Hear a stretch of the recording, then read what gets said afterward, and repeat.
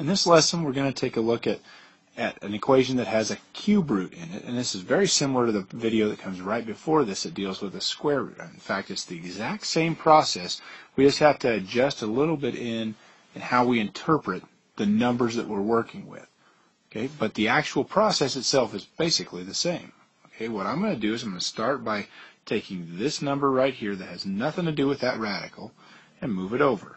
So I'm going to add 5.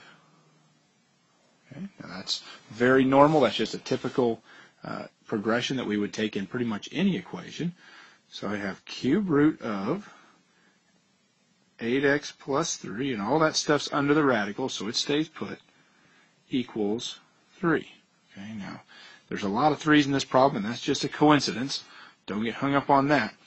But what I need to do now, in order to get to this stuff right here, I am going to have to make that cube root, that radical, go away. And the opposite of the cube root is an exponent of 3, to cube something, to raise it to the third power. But if I do that to one side, I have to do it to the other. Now let's see where that leaves us.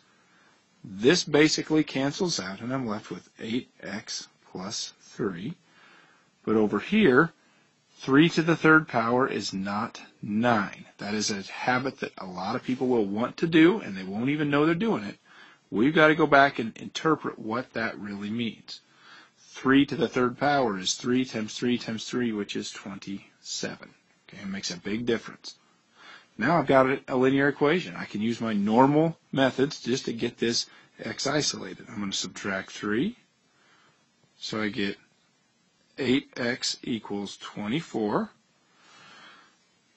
And now I'm going to divide by 8, and I get x, write that a little better, x equals 3. And if I put that back in, okay, it should work out. So let's just take a look at how we check our answer. The cube root of 8 times 3 plus 3, and minus 5 is out here. So basically I'm just plugging it right back into that stuff right there. Okay, now I'm going to evaluate.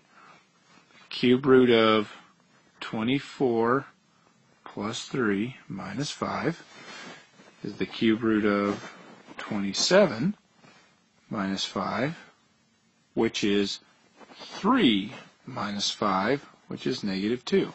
That's what it said it should equal. So it checks out. This is my correct answer.